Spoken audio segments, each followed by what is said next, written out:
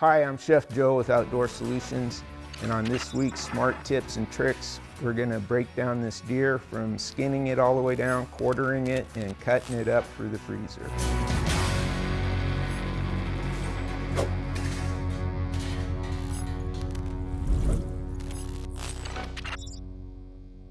All right, so now we're doing up our ribs, and flank, which is right here, and then the brisket is the upper part towards the neck.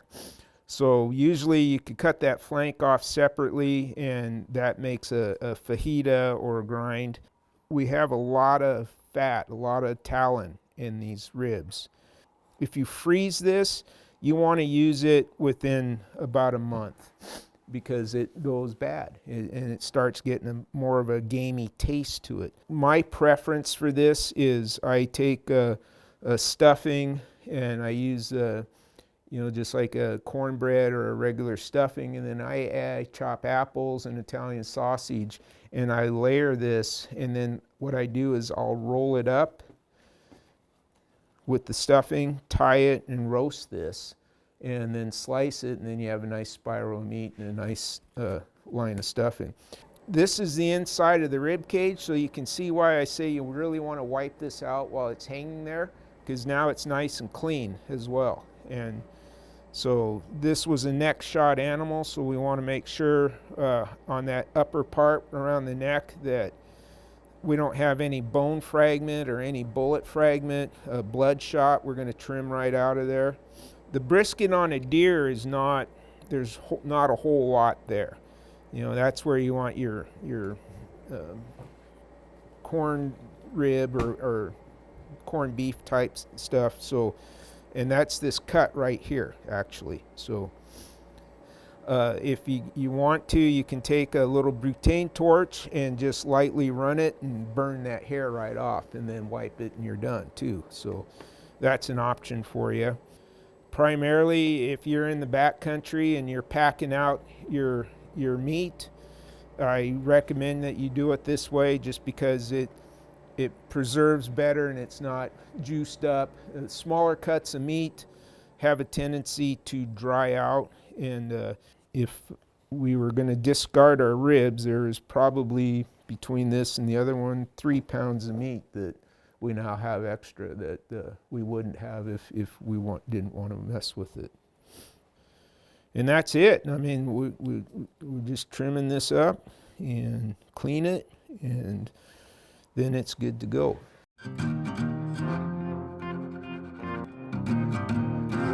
We're going to work on our back straps. So again, this is the most tender cut of the meat. This is the prized possession.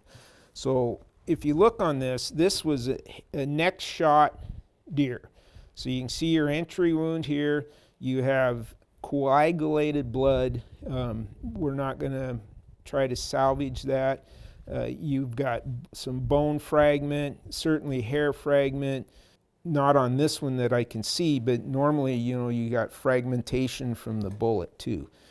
I get rid of it. And if you look on this, you can kind of see where you've got blood, the kinetic energy of that bullet fragments out through the meat, and now we've got bruising, deep bruising on there, and you just can't get that out of the meat. So we don't worry about it too much.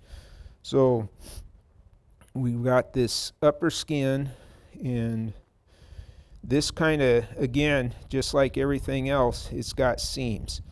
So we can almost peel this off. Just like that.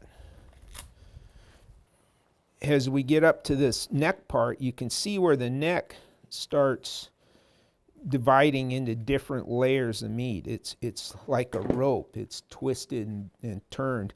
And that's where you can tell where you're starting to get into the neck meat, and you're getting away from the other cuts. So the head and neck are right here. So this would be your New York cut. This is your New York strip.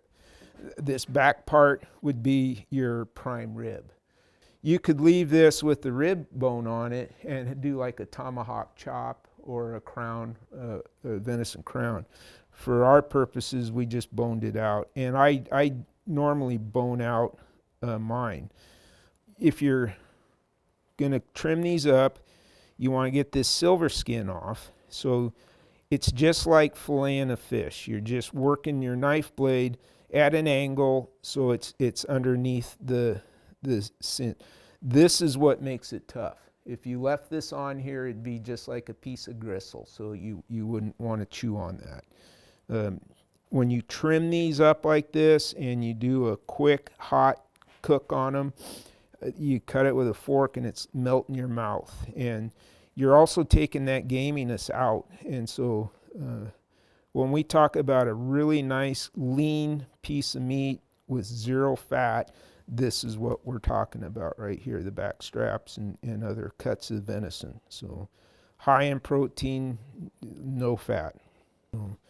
Now you can see right here where this is where our neck starts forming into this. And so you can see how that's giving it a little rope twist and working its way in here. So if we wanted to trim that out, you could leave this piece on there, and it's just kind of like when you think about a ribeye, you've got that nice piece of meat, and then you've got that beautiful crispy ring of the fat with some meat in it on top of it. That's what you have here. So you've got a little bit of tendon in there, and you know, personal preference.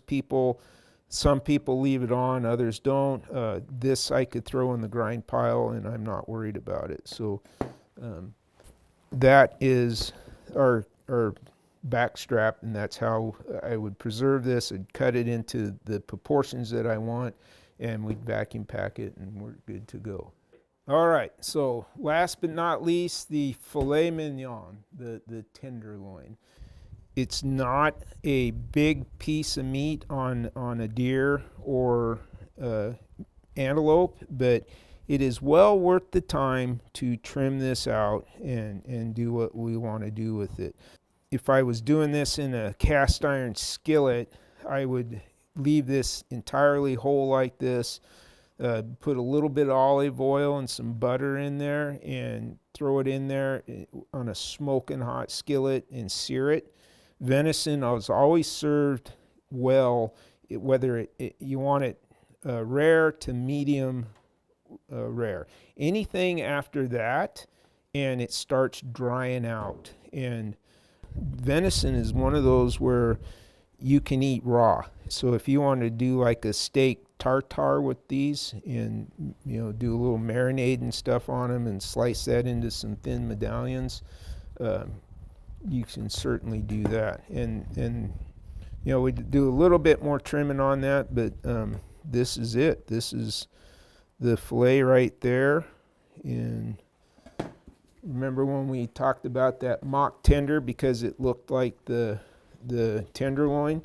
So this is that eye around or mock tender that we call over there. So, and that is basically how we break down these deer.